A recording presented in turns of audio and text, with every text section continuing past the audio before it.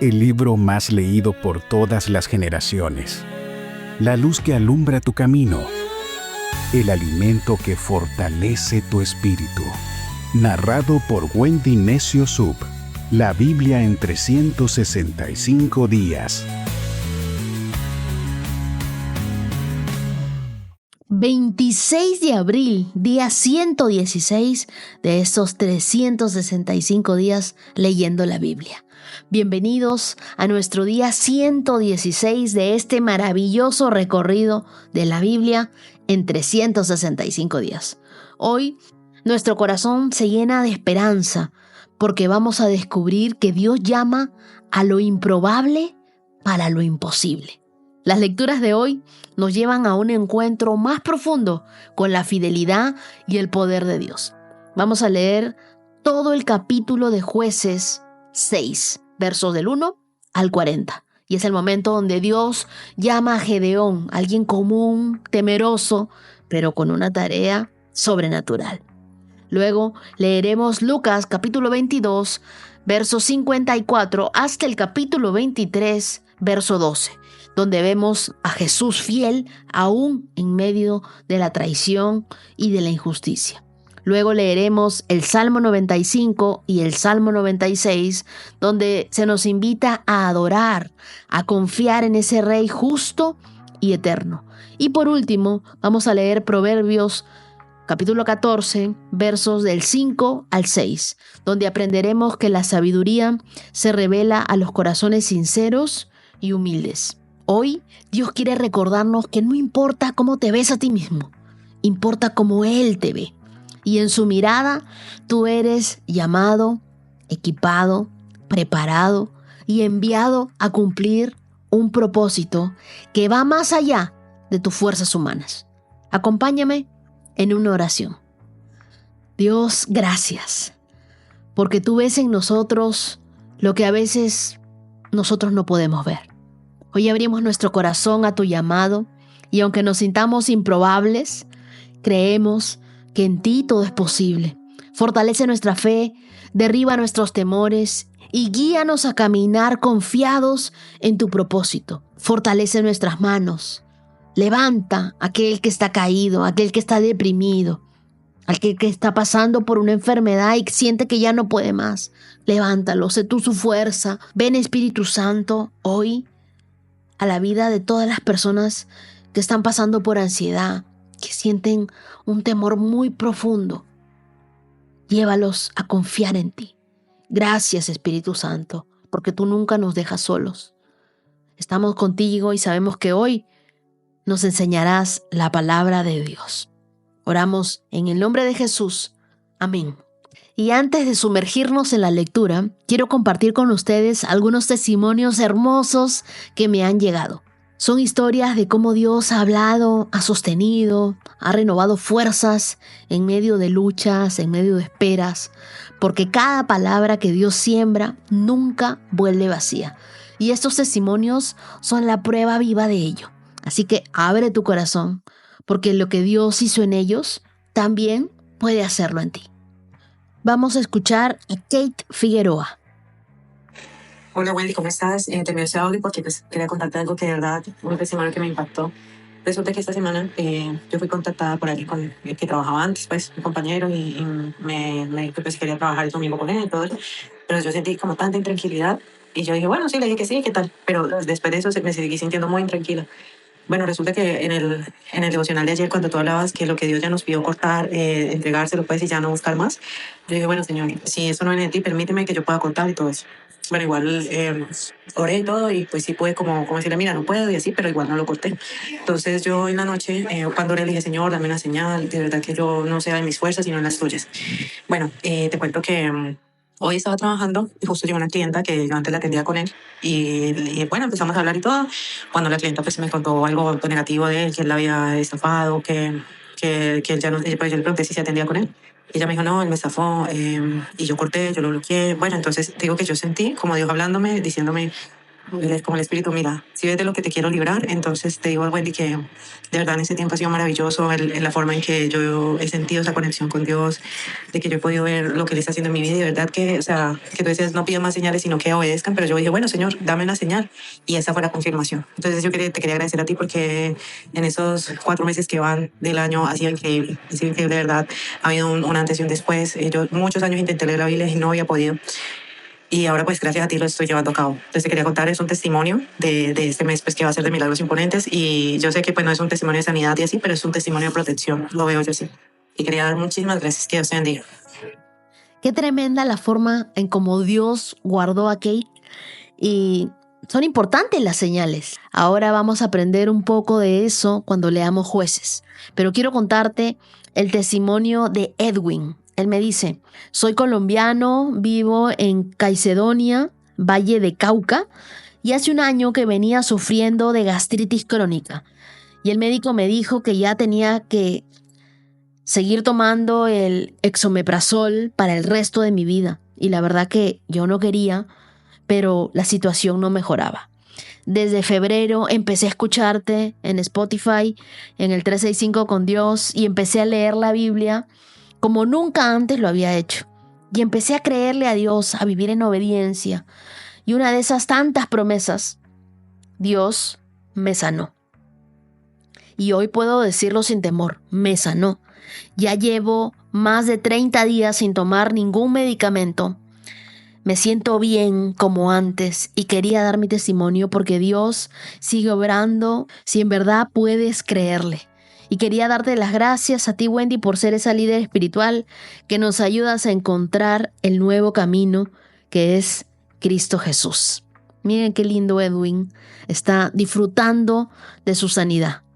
Así como Dios sanó a Edwin, también puede sanar a muchas personas que hoy están sufriendo de esta misma enfermedad. Y luego me escribe Angélica y ella me dice, yo también quiero contar mi testimonio porque Dios está obrando en mi vida y ha hecho un milagro grande en mí. Soy paciente oncológica desde el 2018. Cuando tenía 29 años me dio cáncer de seno. Dios me restauró y me sanó. Pero seguí con mi vida con Dios, pero no como Él se merece, no le daba el primer lugar. El fin de año del 2023 enfermó mi pequeño y estuvo en UCI una semana. Yo recordé quién me sostuvo en mi desierto y lo busqué, le pedí perdón y le dije que quería que Él fuera quien guiara mi vida. Me rendí de nuevo a Dios y a sus propósitos. Ese fin de año, mi único propósito fue buscar a Dios cada día y te encontré en Spotify desde el 2024. Escucho y día a día mi fe ha crecido gracias a ti, a tu manera de ser. En mi corazón empezó un latido de buscarlo en la Biblia, de empezar a leerla, pero siempre empezaba y nunca continuaba. Se me hacía difícil, no entendía bien, hasta que terminando el año dijiste lo de leer la Biblia en un año. Y fue Dios obrando. Fui la más feliz ese fin de año porque era mi propósito el leer la Biblia, ya que el año anterior me lo había propuesto, estaba más cerca de él, pero no lo conseguía. Desde el año pasado tenía programada una cirugía por el cáncer que había regresado a mi cervix y me la tenían que sacar y me dijo la doctora tratante del caso, me dio la orden, cambié de doctor y también me dijo lo mismo. Ya estaba preparada para la cirugía en febrero del 2025 de este año. Y en enero se acabó el convenio, entonces cambiamos de nuevo de doctor. Donde llegué eran los mejores médicos en Cali. Sin saberlo, me tocó el especialista en ginecología más prestigioso de Cali. Me vio, me revisó y me dijo: no necesitas ninguna cirugía. Tú estás sana. Y yo escuchándolo hablar, solo recordando la voz tuya que decía, abril es un mes de milagros. Y Dios santo, lo que ha hecho en mí. No permitió que me operaran cuando ya estaba programada y ahora revisan mis exámenes y estoy sana. Dios hizo un milagro. Ella es Angélica de Cali. y estoy feliz de leer su testimonio el día de hoy, en ver cómo ella ha cambiado. Tiene una vida rendida a Dios y Dios ha obrado un milagro en ella. Estamos en el mes de los milagros, pero todo el año Dios va a seguir obrando milagros en tu vida. Ahora sí, comenzamos. Jueces capítulo 6. Los israelitas hicieron lo malo a los ojos del Señor. Entonces el Señor los entregó a los madianitas durante 7 años. Los madianitas eran tan crueles que los israelitas hicieron escondites en los montes, en las cuevas y en lugares fortificados. Cada vez que los israelitas sembraban sus cultivos, venían saqueadores de Madián, de Amalec y del pueblo del oriente y atacaban a Israel. Acampaban en territorio israelita y destruían las cosechas hasta la región de Gaza. Se llevaban todas las ovejas, las cabras y el ganado y los burros y dejaban a los israelitas sin qué comer. Estas multitudes enemigas que venían con sus animales y sus carpas eran como una plaga de langostas. Llegaban en numerosas manadas de camellos, imposibles de contar, y no se iban hasta que la tierra quedaba desolada. Así que Israel se moría de hambre en manos de los madianitas. Entonces los israelitas clamaron al Señor por ayuda. Cuando clamaron al Señor a causa de Madián, el Señor les envió un profeta, quien dijo al pueblo de Israel: esto dice el Señor, Dios de Israel: yo te saqué de la esclavitud de Egipto, te rescaté de los egipcios y de los que te oprimían, expulsé a tus enemigos y te di sus tierras. Te dije, yo soy el Señor tu Dios, no debes rendir culto a los dioses de los amorreos en cuya tierra ahora vives, pero no me hiciste caso. Después el ángel del Señor vino y se sentó debajo del gran árbol de Ofra que pertenecía a Joás, del clan de Abiezer. Gedeón, hijo de Joás, estaba trillando trigo en el fondo del lagar para esconder el grano de los madianitas. Entonces el ángel del Señor se le apareció y dijo: guerrero valiente, el Señor está contigo. Señor, respondió Gedeón, si el Señor está con nosotros, ¿por qué nos sucede todo esto? ¿Y dónde están todos los milagros que nos contaron nuestros antepasados? ¿Acaso no dijeron, el Señor nos sacó de Egipto, pero ahora el Señor nos ha abandonado y nos entregó en manos de los madianitas? Entonces el Señor lo miró y le dijo: ve tú con la fuerza que tienes y rescata a Israel de los madianitas. Yo soy quien te envía. Pero Señor, respondió Gedeón, ¿cómo podré yo rescatar a Israel? Mi clan es el más débil de toda la tribu de Manasés, y yo soy el de menor importancia en mi familia. Y el Señor le dijo: yo estaré contigo, y tú destruirás a los madianitas como si estuvieras luchando contra un solo hombre. Si de verdad cuento con tu favor, respondió Gedeón, muéstrame una señal para asegurarme de que es realmente el Señor quien habla conmigo. No te vayas hasta que te traiga mi ofrenda. Y él respondió: aquí me quedaré hasta que regreses. Entonces Gedeón fue deprisa a su casa, asó un cabrito y horneó pan sin levadura con una medida de harina, llevó la carne en una canasta y el caldo en una olla, puso todo delante del ángel, quien estaba bajo el gran árbol. Así que el ángel de Dios le dijo: pon la carne y el pan sin levadura sobre esta piedra y derrama el caldo sobre ellos. Y Gedeón hizo lo que se le indicó. Entonces el ángel del Señor tocó la carne y el pan con la punta de la vara que tenía en la mano, y de la piedra salió fuego que consumió todo lo que Gedeón había llevado. Y el ángel del Señor desapareció. Cuando Gedeón se dio cuenta de que era el ángel del Señor, clamó: oh Señor soberano, estoy condenado. He visto cara a cara al ángel del Señor. No te preocupes, le contestó el Señor. No tengas miedo, no morirás. Entonces Gedeón construyó un altar al Señor en ese lugar y lo llamó Yahvé Shalom, que significa el Señor es paz. Marca ese verso. Ese altar sigue en Ofra, en la tierra del clan de Abiezer, hasta el día de hoy. Esa noche el Señor le dijo a Gedeón: toma el segundo toro del rebaño de tu padre, el que tiene 7 años, y derriba el altar que tu padre levantó a Baal, y corta el poste dedicado a la diosa Acera que está junto al altar. Después construye un altar al Señor tu Dios en el santuario de esta misma cima, colocando cada piedra con cuidado. Sacrifica el toro como ofrenda quemada sobre el altar y usa la leña, el poste dedicado a la diosa Acera que cortaste. Entonces Gedeón llevó a 10 de sus criados e hizo lo que el Señor le había ordenado. Pero lo hizo de noche, porque les tenía miedo a los demás miembros de la casa de su padre y a la gente de la ciudad. Temprano a la mañana siguiente, mientras los habitantes de la ciudad se despertaban, alguien descubrió que el altar de Baal estaba derribado y que habían cortado el poste dedicado a la diosa Acera que está al lado. En su lugar se había construido un nuevo altar y sobre este altar estaban los restos del toro que se había sacrificado.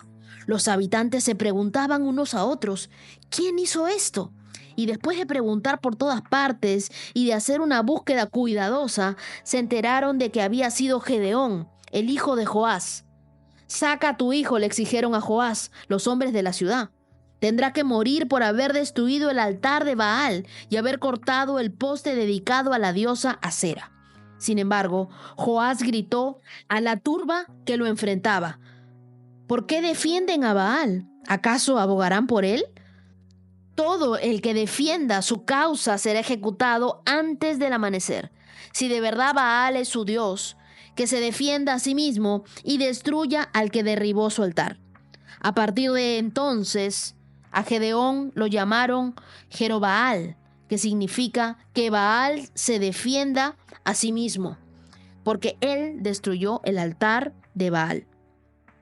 Poco tiempo después, los ejércitos de Madián, de Amalec y del pueblo del oriente formaron una alianza contra Israel, cruzaron el Jordán y acamparon en el valle de Jezreel. Entonces el Espíritu del Señor vistió a Gedeón de poder.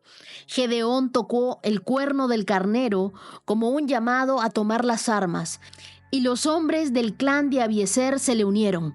También envió mensajeros por todo Manasés, Aser, Zabulón y Neftalí para convocar a sus guerreros, y todos ellos respondieron. Después Gedeón le dijo a Dios: «Si de veras vas a usarme para rescatar a Israel como lo prometiste, demuéstramelo de la siguiente manera. Esta noche pondré una lana de oveja en el suelo del campo del trillar.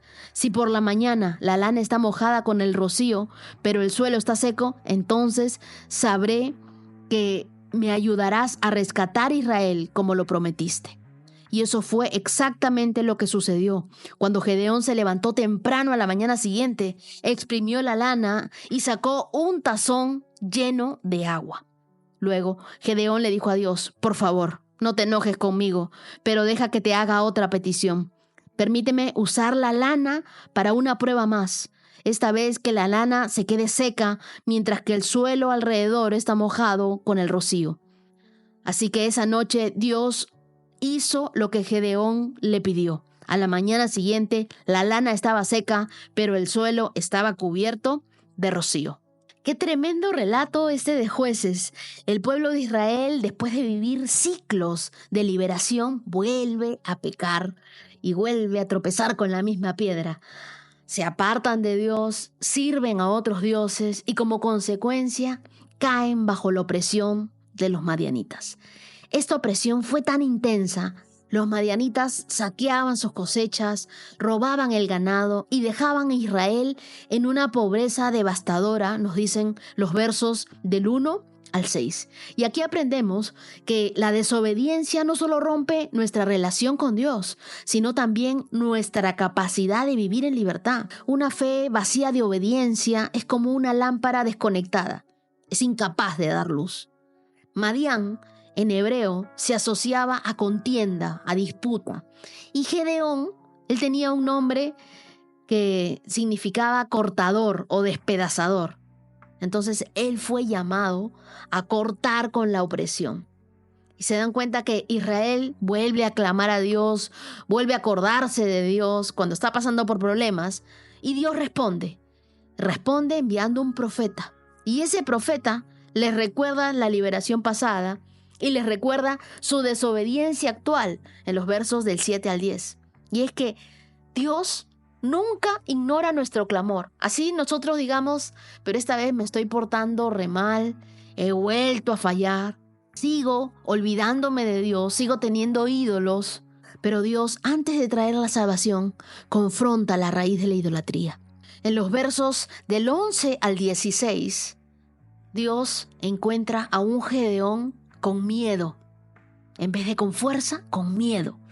Y cuando el ángel del Señor se le aparece, Gedeón estaba escondido, estaba trillando trigo en un lagar. Pero el lagar era un lugar oculto que se usaba para pisar uvas, no para trillar trigo. ¿Qué hacía Gedeón ahí en un lugar incorrecto? Dios lo llama, a pesar de que él se está muriendo de miedo, Dios lo llama y le dice guerrero valiente. No porque Gedeón estuviera actuando como alguien valiente, ni mucho menos fuera guerrero, sino porque Dios veía lo que él podía llegar a ser con su poder. Nosotros muchas veces decimos, no, pero yo tengo miedo, ¿qué voy a hacer yo enfrentándome contra estos representantes o hablando enfrente al público, delante de tanta gente? Es que no lo vas a hacer tú, va a ser Dios. Y ahora aquí hay algo muy importante que quiero decirte. Dios no espera que tú seas valiente para llamarte. Él te llama para que llegues a hacerlo en Él. Si nosotros tratamos de servir a Dios en nuestras fuerzas, en nuestra autosuficiencia, con la poca capacidad que de repente tenemos, nos va a dar miedo, nos vamos a acobardar y no vamos a poder hacerlo. Cada vez que yo he intentado hacer algo y me he visto sola, me ha dado miedo. He retrocedido. No, mejor no hablo, mejor no digo, mejor no hago. Pero cada vez que he ido en oración, pidiéndole a Dios, Señor, ayúdame, ve tú delante, habla tú, sé tú, pon tus palabras en mi boca, otra ha sido la historia. Hoy muchos de nosotros trabajamos en lagares, escondiendo nuestros sueños, escondiendo nuestros talentos, escondiendo nuestros llamados por miedo al fracaso. Como ya en algún momento te fue mal, piensas que toda la vida te va a ir mal. Te escondes de la crítica, tienes inseguridad en tu vida y no puedes hacer nada bien. Pero ¿sabes qué? Dios no te mira como un fracasado. Dios ve más allá de nuestra realidad de hoy. Yo te animo el día de hoy a hacer una lista de todos esos temores, de todo tus no puedo, de todas las cosas que tú dijiste, no, pero eso no es para mí, eso nunca lo voy a poder hacer yo. Porque esos temores están haciendo de que tú te escondas. Y ora específicamente por cada uno de ellos. Entrégaselos a Dios. Y quiero que declares cada mañana, yo no soy eso que temo. Soy lo que Dios ve en mí. Y es que tú no eres tu temor. Tú eres lo que Dios dice de ti. Versos del 17 al 24, vemos que Gedeón, muy arrebatado él, le pide una señal. ¿Pero qué hace? Lleva pan recién horneado y carne. Yo me imagino esa carne debe haber sido pues una carne, un ojo de bife, así con su chimichurri, ¿no? Y se lo lleva al ángel. ¿Qué hace el ángel? Hace descender fuego del cielo. Y ese acto reafirma de que Dios no se molesta con nuestras sinceras inseguridades, sino que Él va trabajando en ellas. Dios puede hacer más con tu disposición vacilante que con tu ausencia segura. Dios quiere que tú estés dispuesto, que tú estés ahí. Aunque te mueras de miedo, aunque tengas miedo, te mantengas ahí, firme. Piensa por un momento en un GPS. Aunque tardes en moverte o aunque tomes el camino equivocado, ¿qué hace el GPS? Recalcula la ruta. Así es Dios en su paciencia. Él recalcula nuestro llamado mientras nosotros seguimos buscando su dirección. Algo que nosotros debemos saber es que el llamado de Dios es más grande que nuestra percepción. A veces nosotros nos miramos y decimos, no, yo soy chiquito, soy el más pequeño. Así se miraba él. Yo soy el más pequeño de mi clan, mi familia es inferior, nadie la conoce. Hay muchos que me escriben y me dicen, yo vivo en un lugar alejado. Mi ciudad ni siquiera está en el mapa. Yo me imagino que sí también debió haberse sentido Gedeón. Insignificante, pequeño a sus ojos, pero no a los de Dios.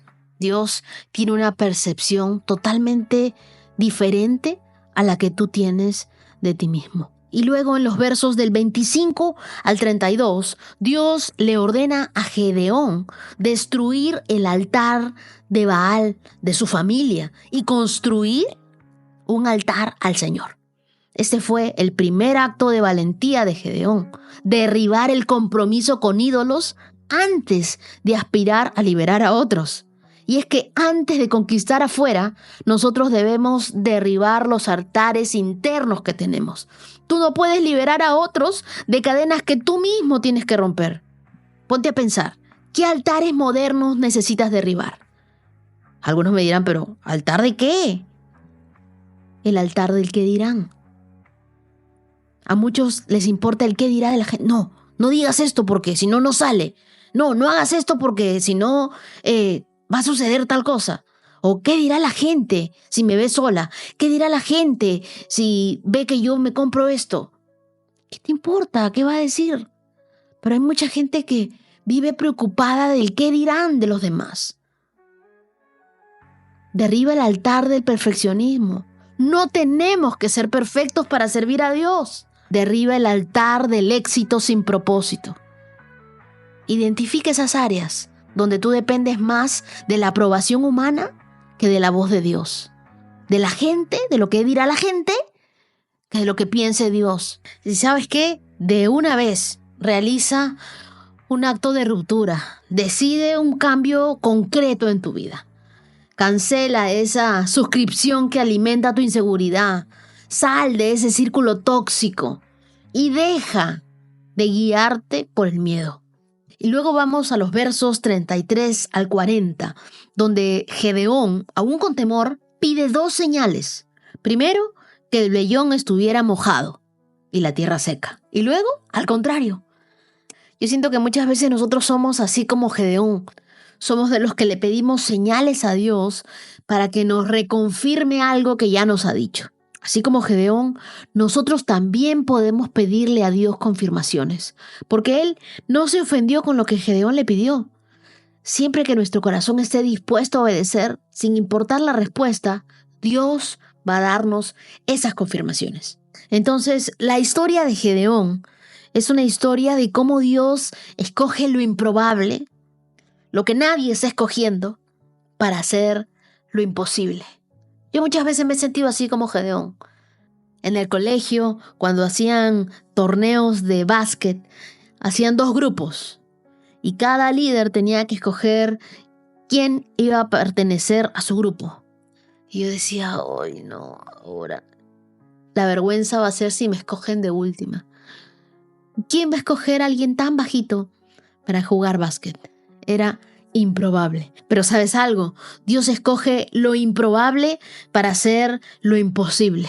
Dios no busca a los más valientes. Él siempre busca a los obedientes. Y espero que cuando Él busque, te encuentre a ti y a mí dentro del listado de esos obedientes y dentro de esos valientes que tienen miedo, sí, pero aún con todo y miedo se deciden a hacerlo. Hoy tal vez tú te sientes escondido, limitado, inseguro, pero en los lagares de la vida, Dios te sigue llamando. Tú eres un guerrero valiente y yo estoy contigo, te dice Dios.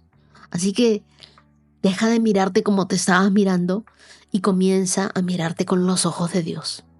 Acompáñame en una oración. Dios, aunque me sienta pequeña, débil o insuficiente algunas veces, hoy acepto mi llamado. Y donde tú me quieras poner, las cosas que tú quieras que yo haga, yo las voy a hacer. Hoy derribo todo altar que compita contigo. Reafirmo mi identidad en ti. Enséñame a caminar como una guerrera de fe, como un guerrero de fe. Aquello que tú ves en mí, que yo también lo pueda ver. No voy a confiar en mis limitaciones, ni tampoco en mis miedos, Voy a confiar en tu palabra y en lo que tú dices que yo soy. Oro en el nombre de Jesús. Amén. Lucas capítulo 22, verso 54. Entonces lo arrestaron y lo llevaron a la casa del sumo sacerdote, y Pedro lo siguió de lejos. Los guardias encendieron una fogata en medio del patio y se sentaron alrededor, y Pedro se sumó al grupo. Una sirvienta lo vio a la luz de la fogata y comenzó a mirarlo fijamente. Por fin dijo: este hombre era uno de los seguidores de Jesús. Pero Pedro lo negó. Mujer, ni siquiera lo conozco. Después de un rato, alguien más lo vio y dijo: seguramente tú eres uno de ellos. No, hombre, no lo soy, contestó. Alrededor de una hora más tarde, otra persona insistió: seguro este es uno de ellos, porque también es Galileo. Pero Pedro dijo: hombre, no sé de qué hablas. Inmediatamente, mientras aún hablaba, el gallo cantó. En ese momento, el Señor se volvió y miró a Pedro. Y de repente las palabras del Señor pasaron rápidamente por la mente de Pedro. Mañana por la mañana, antes de que cante el gallo, negarás 3 veces que me conoces. Y Pedro salió del patio llorando amargamente.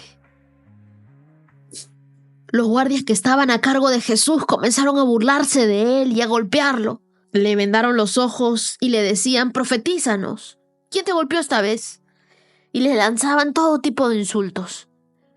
Al amanecer, todos los ancianos del pueblo se reunieron, incluidos los principales sacerdotes y los maestros de la ley religiosa, y llevaron a Jesús ante el Concilio Supremo y le dijeron: dinos, ¿eres tú el Mesías?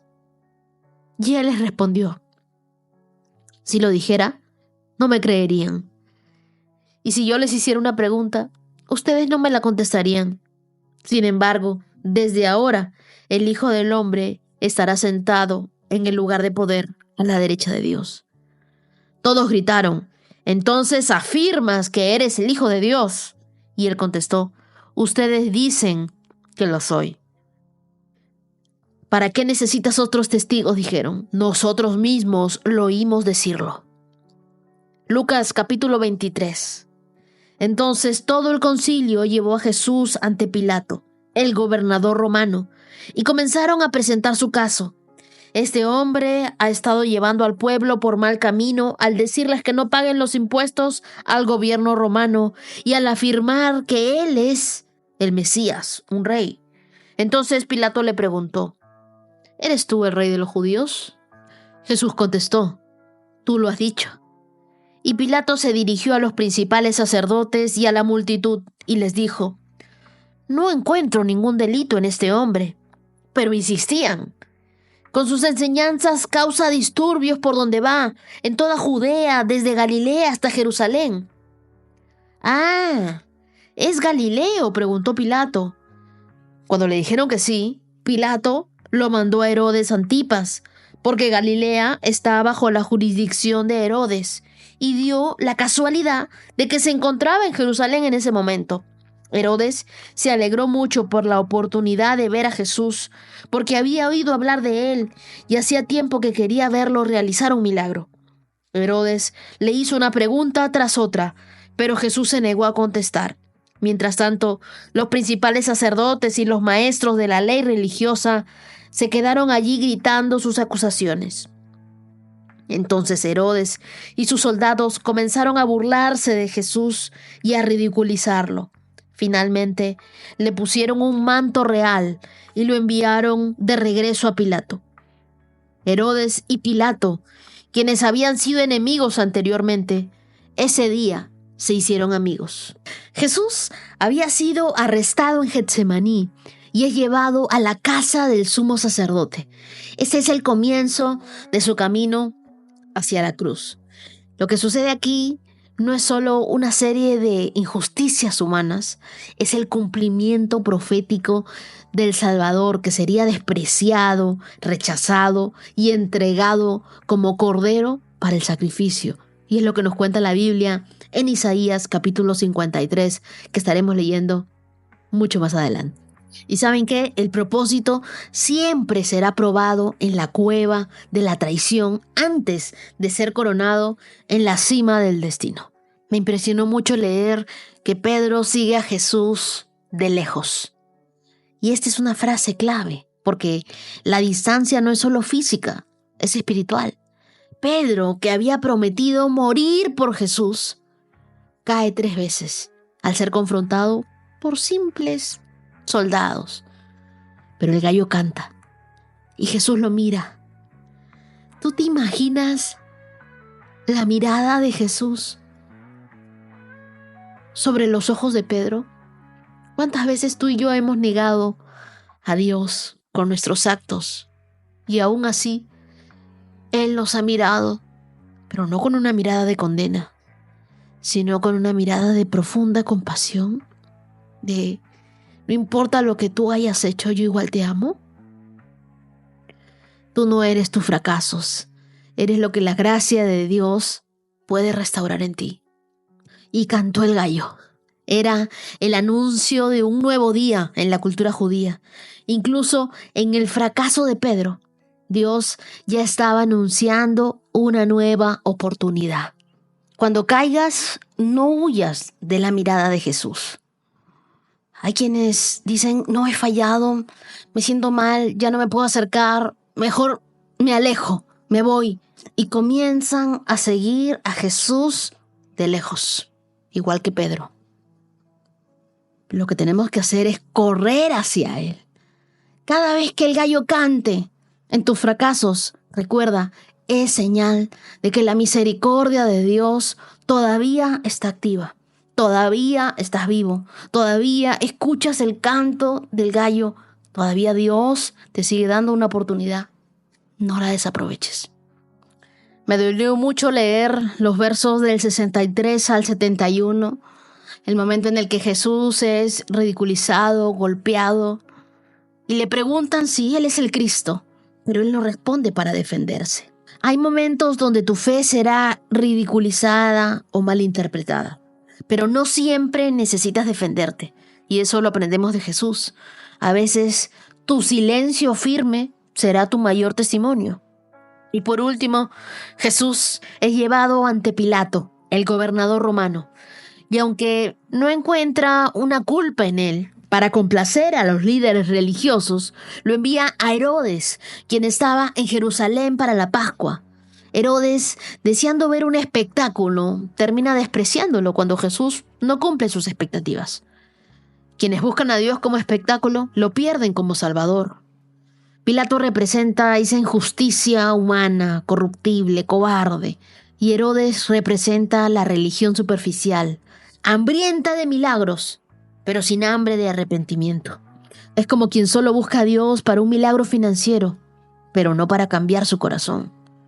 Jesús fue abandonado por sus amigos, traicionado por la justicia, ignorado por la religión, pero nunca dejó de ser quien Él era. El Hijo obediente que camina hacia la cruz para redimirnos. Cuando la gente te falle, no pierdas tu identidad en Cristo. Cuando la injusticia te golpee, recuerda que tu causa está segura en el cielo. Y cuando el mundo quiera un milagro y no un salvador, sé fiel como Jesús. Calla ante el espectáculo, pero habla ante tu Padre que está en el cielo.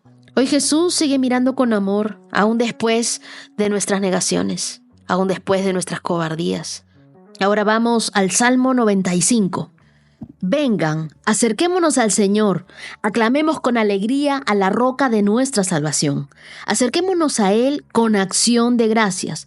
Marca esa parte para la próxima vez que te vayas a acercar a Dios, recuerdes cómo debes acercarte.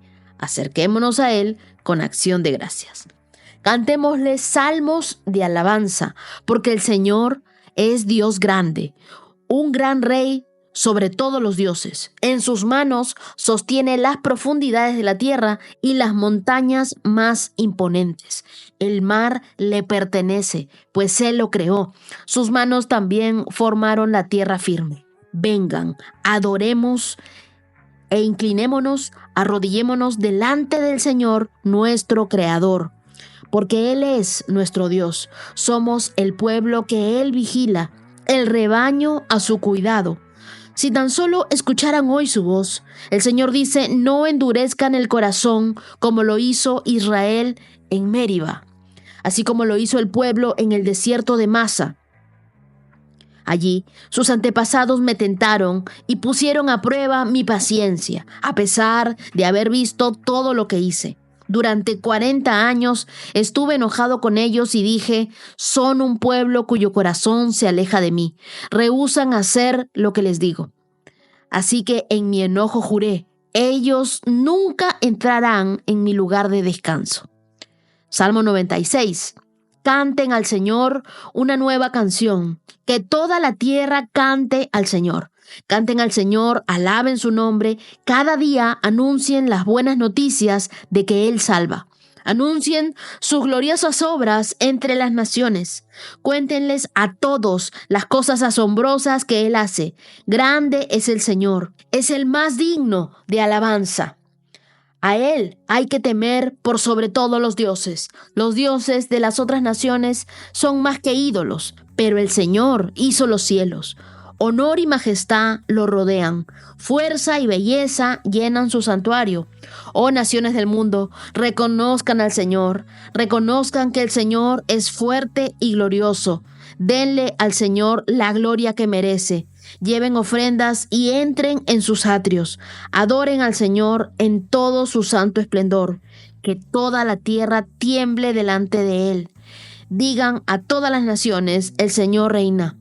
El mundo permanece firme y no puede ser sacudido.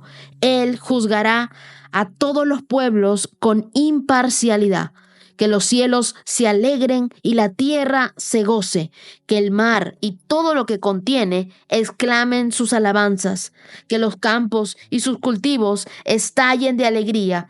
Que los árboles del bosque canten de alegría delante del Señor, porque Él viene a juzgar la tierra. Juzgará al mundo con justicia y a las naciones con su verdad.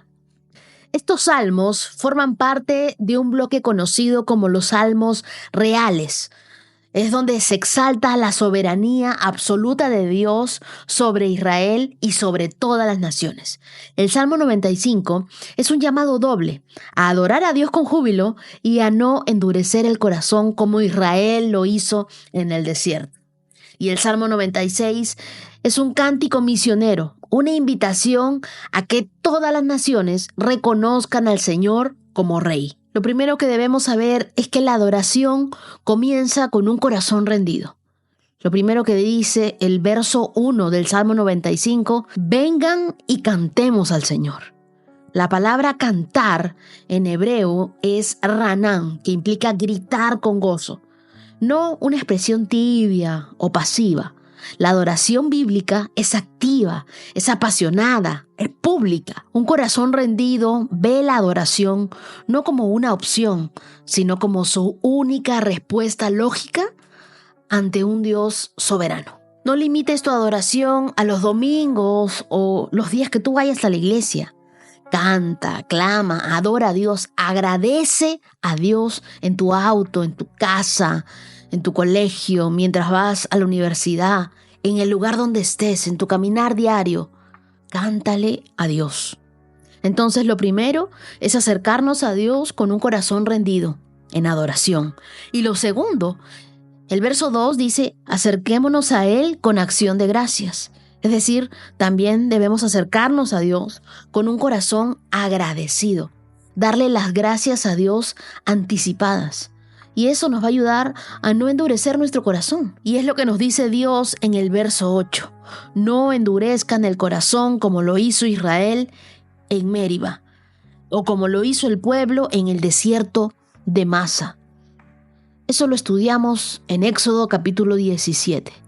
Israel se rebeló contra Dios aún después de ver milagros. Y Dios les dio agua de la roca, pero su incredulidad les costó la entrada a la tierra prometida. ¿Qué te quiero decir con esto? No pierdas tu milagro de mañana por tu incredulidad de hoy. Y luego vemos en el Salmo 96, comienza el verso 1 diciendo: canten al Señor una nueva canción, un cántico nuevo, que no significa una nueva letra o una nueva música, sino una nueva experiencia con Dios. Dios merece siempre nuestra adoración nueva, fresca, porque las misericordias de Dios se renuevan cada mañana y es lo que nos dice la Biblia en Lamentaciones 3:23. Cada semana busca algo nuevo por lo cual adorar a Dios. Y este salmo parece un poema. Está lleno de verbos que dice: anuncien sus gloriosas obras entre las naciones. Honor y majestad lo rodean. Fuerza y belleza llenan su santuario. Y es verdad que cada vez que nosotros adoramos a Dios, le cantamos con el corazón, le damos la gloria que Él se merece. Cuando nosotros cantamos, cuando obedecemos, cuando confiamos, no solo recordamos quién es Dios, también reafirmamos quiénes somos en Él, su pueblo, su heredad, su gozo. Oh, Dios no busca una adoración perfecta, Él busca una adoración que salga de tu corazón. Mira, yo no tengo la mejor voz, pero canto. Y hago canciones para Él. Y me atrevo a cantárselas a todos, porque siempre recuerdo las palabras de Jesús, que decía que si nosotros no lo alabamos, aún las piedras lo alabarían. Así que nuestra voz es mejor que las piedras. Adorémosle y cantémosle a Dios. En el cielo Él debe tener unos buenos sintetizadores, así que no existen gallos, nuestra voz sale perfecta y Él ama. Vámonos a Proverbios capítulo 14, verso 5.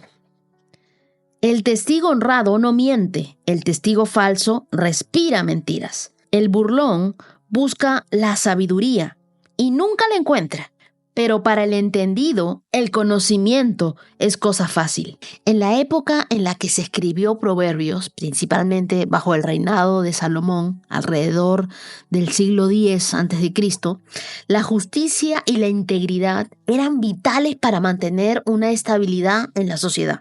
Un testigo no solo daba su palabra en tribunales, sino que también sostenía o derrumbaba reputaciones, familias e incluso ciudades enteras. De igual modo, la búsqueda de la sabiduría no era vista como un lujo intelectual, sino como la clave para vivir una vida de paz, prosperidad y también de propósito. El Proverbio 5 nos habla sobre el testigo honesto. Un testigo honesto no miente. La palabra honestidad significa fidelidad, firmeza, confiabilidad. Mientras que un testigo falso dice, respira mentiras. La Biblia no nos narra, cuenta mentiras. Lo que dice es, respira mentiras, mostrando que mentir se había convertido en una atmósfera natural. Y yo sé que muchos de nosotros conocemos a varios Pinochos por ahí que también respiran mentiras. En una cultura donde la verdad muchas veces se negocia por conveniencia, ser un testigo honesto es un acto de resistencia espiritual. La integridad no es hacer lo correcto cuando es conveniente, es hacer lo correcto cuando es costoso. Mentir es como llenar un neumático, una llanta, con aire contaminado. Puede mantener la forma por un tiempo, pero terminará explotando tarde o temprano cuando se necesite sostener el peso. Por eso el verso 6 dice, el burlón busca sabiduría y nunca la encuentra. El burlador, el burlón, el guasón, alguien que desprecia la corrección y se burla de un consejo sabio. Un corazón lleno de burla no tiene espacio para recibir la verdad. Tú sé un testigo fiel en un mundo lleno de medias verdades. Antes de hablar, antes de compartir algo, especialmente en redes sociales, pregúntate, ¿eso es verdadero? ¿Es necesario? ¿Es fiel al carácter de Dios? Solamente estoy hablando por hablar. Y te voy a pedir algo, rechaza la burla como actitud de vida. El sarcasmo constante y el cinismo desgastan tu sensibilidad espiritual. Pídele a Dios que te devuelva un corazón sencillo que pueda asombrarse otra vez ante su sabiduría. Es decir, lee la Biblia, pero no para tener la razón, no para debatir, sino para ser transformado. Rodéate de voces y de gente que te desafía a creer. No solo aquellas que confirmen tus ideas y que todo lo que tú dices lo aplaudan. Elige tú ser esa voz que respira verdad. Hoy busca sabiduría, no con burla, sino con hambre de ser transformado. Porque la verdad no solo libera, también preserva, guía y da vida. Día 116, check. Y vamos con nuestros saludos especiales para el día de hoy. Un feliz cumpleaños atrasado para la doctora Amanda Guevara desde Bogotá, Colombia. Que Dios siga llenando tu vida de sabiduría y de bendiciones. Un saludo con mucho cariño para Yudima en Colón, Venezuela. Y también para Yudima Cárdenas desde Táchira, Venezuela. De parte de sus hijas Betsabe y Betsaidí, que te mandan amor desde Detroit, Michigan. Un abrazo hasta Chicago, Illinois para Sebastián Wilches. Gracias por ser parte de esta linda comunidad. Saludos para María Delgado. Que Dios siga acompañando tu vida en cada paso. Un saludo muy especial para Keren Benítez, una salmista desde Cuernavaca, Morelos, México. Sigue adorando con todo tu corazón. Y también saludo a Getsemaní Flores, una mexicana que ahora vive en Texas. Y Dios está contigo en cada estación. Un fuerte abrazo para Miriam Sosa, mamá de Camila. Eres una gran bendición para tu familia. Saludos hasta Canadá para Daniel Pascagasa, un colombiano que sigue firme en la fe. Mucho ánimo y bendiciones. Y también para Darwin Rojas en Chile. Gracias por seguir firme en este reto. Tú y Adri son una bendición enorme. Un saludo cariñoso para Lisbeth en México. Sigue adelante con fe. Y un saludo muy especial para Tiago André, un pequeño de 6 años que ya tiene su Biblia y la lee con su mamá. Eres un ejemplo de amor por la palabra de Dios desde pequeño. Un abrazo para Isabel Camacho en Ecuador, que el Señor siga obrando en tu vida. Saludos para Yunelis Tamara, una colombiana viviendo en Chile, que Dios te abrace fuerte cada día. Un fuerte abrazo para Agustín Duque, un colombiano viviendo en Canadá. Tu fe inspira, Agustín. Celebramos también a Juliet Mesa, una colombiana viviendo en Estados Unidos, quien hoy cumple 30 años. Feliz nueva temporada, una temporada de florecer, de brillar como nunca antes. Y un saludo lleno de amor para Maribel Chicaiza en Ecuador, de parte de su esposo e hijos que te aman profundamente. Y finalmente un abrazo enorme para Evelyn en Estocolmo. Que Dios te siga llenando de su amor y de su propósito en tu vida. Y un fuerte abrazo para todos. Nos vemos el día de mañana. Bendiciones.